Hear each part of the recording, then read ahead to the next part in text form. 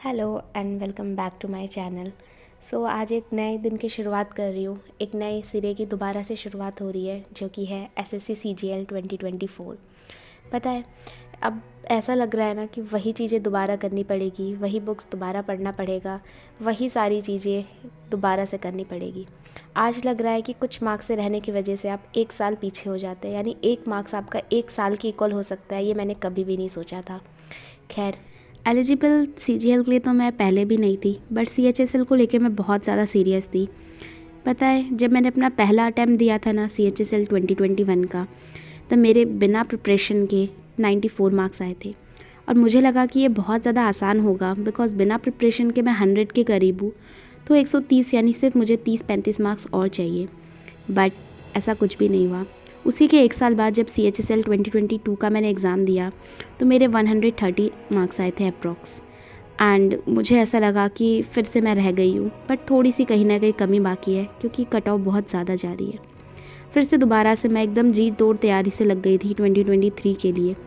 And CHSL 2023 मैंने बहुत ही सुकून से, बहुत ज़्यादा प्रिपरेशन, बहुत ज़्यादा मेहनत, वो दिन रात एक करने वाली मेहनत थी। मैंने सब कुछ किया जो मैं कर सकती थी, और मैंने अपना पेपर बहुत अच्छे तरीके से दिया। जिस दिन आंसर की रिलीज़ हुआ, मुझे लगा कि हाँ, शायद कहीं ना कहीं मैं इस बार सेलेक्ट हो जाऊँगी। बट वो कहते हैं ना कि किस्मत से ज़्यादा या किस्मत से पहले ना किसी को कभी कुछ मिला है, ना कभी किसी को कुछ मिलेगा। तो ऐसा ही हुआ, मैं 1.5 मार्क्स से सीएचएसएल में रह गई। एंड उसके बाद फिर मुझे बहुत ज़्यादा डिसअपॉइंटमेंट हुई। कहीं पे लगा कि शायद मेरे अंदर ही कुछ कमी रही होगी, शायद मैंने ही कहीं ना कहीं तो कमी छोड़ ही दी होगी। तो फिर दोबारा से निराश हुए बिना मैं आगे बढ़ी अपनी लाइफ में, और दोबारा से प्रिपरेशन की जर्नी स्टार्ट करनी चाहिए। कई बार शुरू किया, कई बार रुके, क्योंकि नोटिफिकेशन नहीं था, वैकेंसी की जानकारी नहीं थी, पता नहीं था कि कौन सी एजेंसी अब पेपर लेगी, कुछ भी इन्फॉर्मेशन नहीं थी। काफ़ी कुछ अप्स एंड डाउन हुए, बट स्टिल हार के मैंने फाइनली सोचा कि नहीं, जब मैं 90% आगे आ चुकी हूँ तो अब 10% के लिए मैं पीछे नहीं हट सकती। बहुत लोगों का कहना है कि किसी और फील्ड को हम चूज़ कर सकते हैं, because SSC is just like a trap.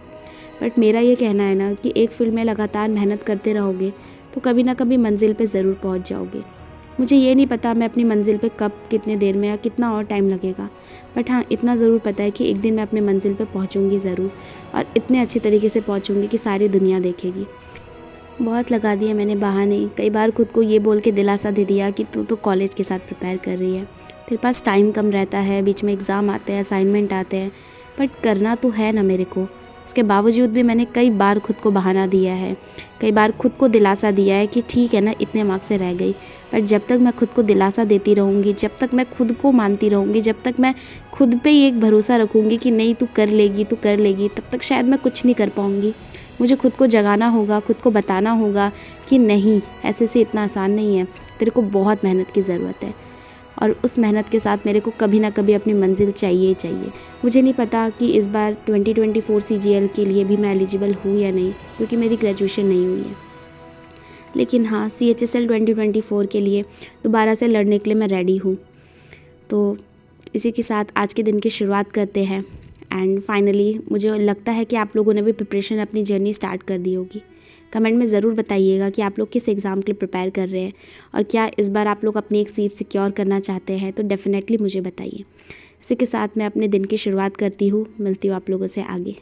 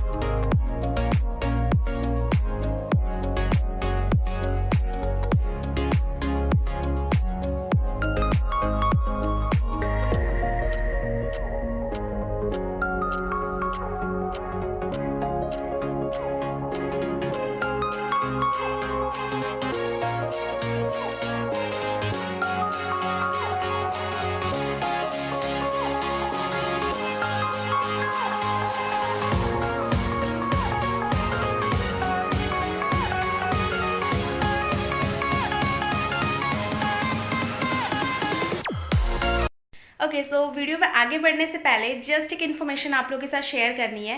As you all know कि आए दिन मेरे को कमेंट आते रहते हैं कि regarding vocabulary is the toughest task for every aspirant, because उसको लर्न करना, ऊपर से उसको रिटेन रखना बहुत ज़्यादा मुश्किल होता है। बार बार हमको रिविजन करना पड़ता है, जो कि बहुत ज़्यादा कई बार बोरिंग लगता है।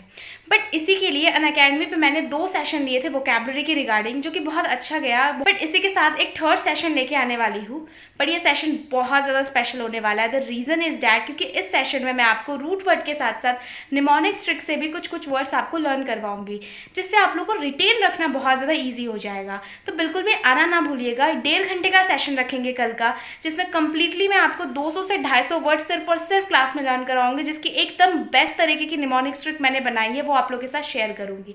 तो कल दोपहर को 3 बजे मिलते हैं हम लोग अनअकैडमी पे, यानी कि 30 नवंबर को अनअकैडमी पे आप लोग का 3 बजे वोकैबुलरी का सेशन होने वाला है। तो आना बिल्कुल भी ना भूले निमोनिक्स तरीके से लर्न करने के लिए। मिलते हैं वीडियो में।